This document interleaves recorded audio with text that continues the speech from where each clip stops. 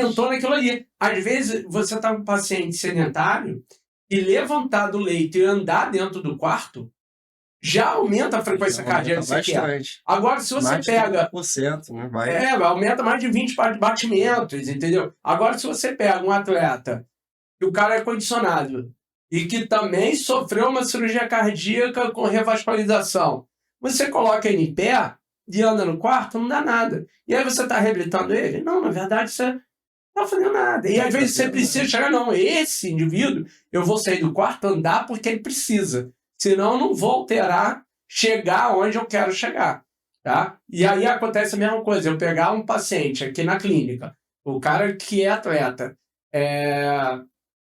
amador, tá? Não estou falando de atleta profissional. Eu pego o indivíduo, coloco na bike e falo lá, porra, gira aí para mim em torno de 30, 40 watts. Porra, ele vai rir na minha cara. Ele vai rir na minha cara. A gente, quando tá pedalando, são 260, 300 watts. E aí o cara vai falar, porra, como assim 30, 40? Aí se a gente pega um paciente sedentário e coloca para gerar em 30, 40 watts, ele vai morrer.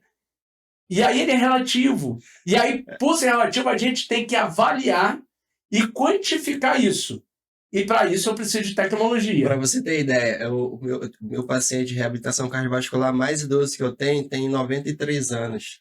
Ele gira no cicloergômetro a 75 a 110 Hz.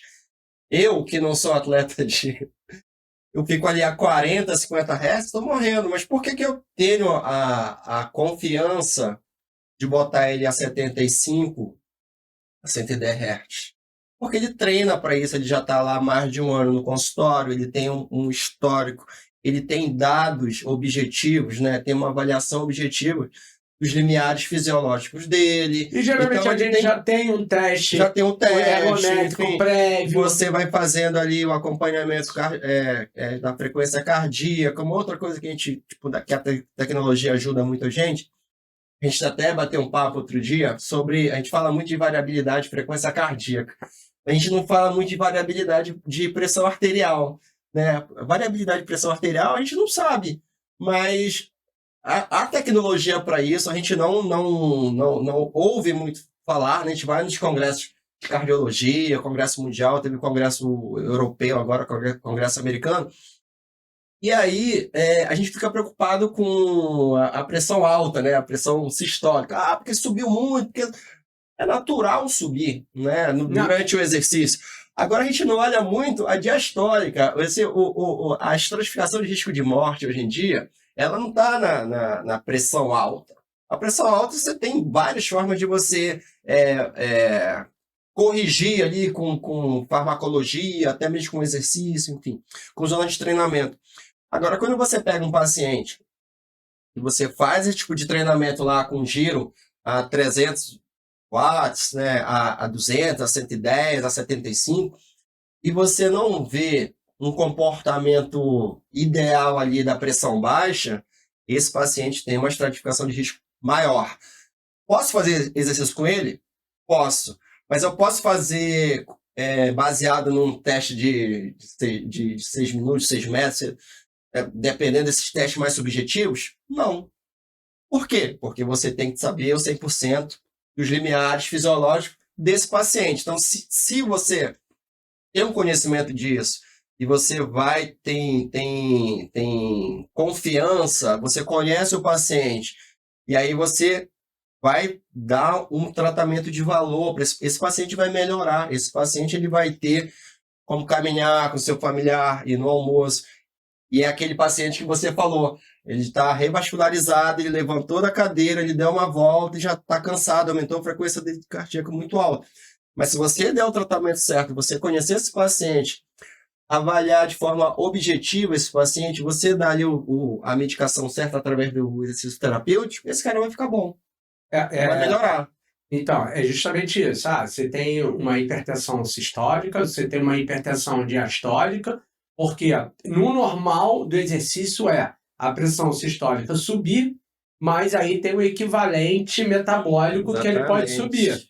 Tá? É o esperado. Que a gente fala, com tanto equivalente metabólico, sobe tanto de pressão. sistólica. A diastólica normal é ou se manter ou cair devido à vasodilatação. Sim. Se a pressão diastólica começa a subir, você tem uma hipertensão diastólica também, Sim. de relaxamento e tudo mais. Então, são coisas diferentes que você precisa avaliar.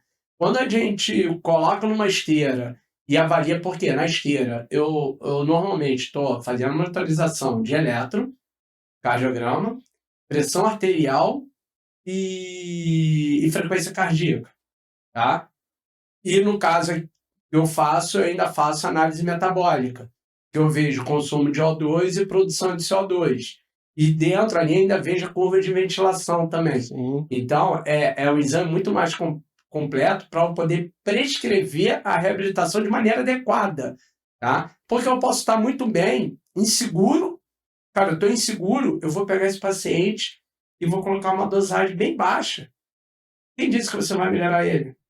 Não vai. Ou Não eu melhora. sou um louco e falar, não, vai, coloca logo o máximo. E aí eu colocar em risco de acontecer uma intercorrência dentro da tua clínica ou em domicílio e tudo. Então, quando a gente se a gente puder fazer o exame, melhor. Se não pode, solicita. O fisioterapeuta, ele tem competência para solicitar os exames complementares, tá? Assim como também tem competência de realizar os exames, desde que tenha capacitação para isso.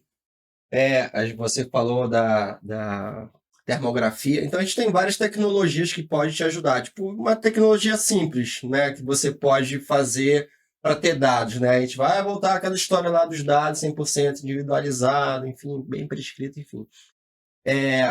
Um teste que você pode fazer durante a metabolização de taxa basal é você colher ali a glicose do paciente, você dá uma furadinha no dedo.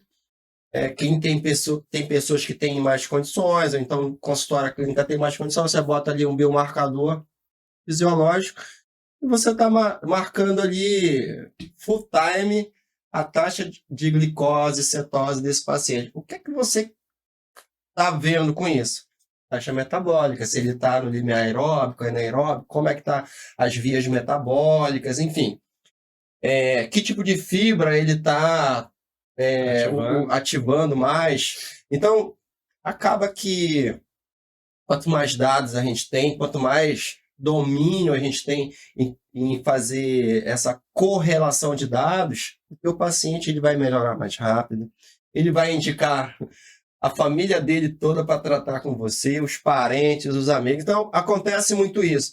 E aí fala, nossa, a fisioterapeuta pode solicitar um exame de imagem, nossa, a fisioterapeuta pode solicitar um exame de taxa metabólica ali de hormônios, enfim, pode. É só saber para que serve, também você não vai solicitar e não usar, né? É só fazer a correlação, é aquele papo dos testes subjetivos. Tá bom, eu vou fazer um teste ali de caminhada, eu vou fazer um teste ali de senta e levanta, eu vou fazer um teste ali de step, né? Um teste de equilíbrio dinâmico, todos esses objetivos. Você tem que conhecer o paciente para você comparar o 100% do paciente com o que você está encontrando ali.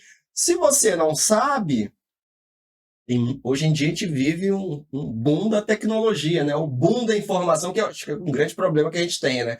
Tem muitas formas de você aprender. Quando você ensina isso, né? Pô, assina aí faz aí a assinatura lá do Rehab, pô, você vai aprender um montão de coisa. Interessante. Quando eu me formei, a gente chegava lá, força grau 1, força grau 2, força grau 3.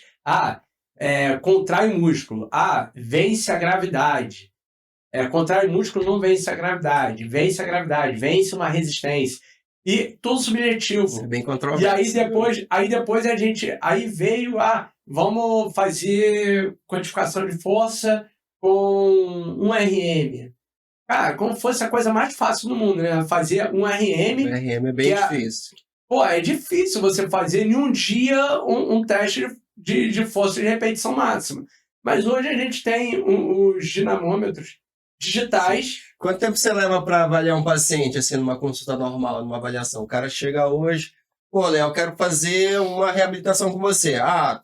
Já já vou te dar uma prescrição. Não, você, Não, obviamente, você vai no fazer mínimo uma na avaliação aqui Quanto na tempo você clínica. leva para fazer Não, uma na avaliação? clínica são avaliação pré-participação Você não realizada faz esses por 6 minutos, não, né? Pelo amor de Não, Deus. uma reabilitação, a avaliação pré-participação passam por 2 profissionais, Sim. tá? No mínimo, 1 hora cada um. Então, estou falando de 2 horas, 2 horas e meia. Exatamente. E ainda é pouco dado, né? Que você tem. Cara, eu vou aumentar para o próximo ano, vou aumentar e vai passar para 3 horas de avaliação. É pouco dado.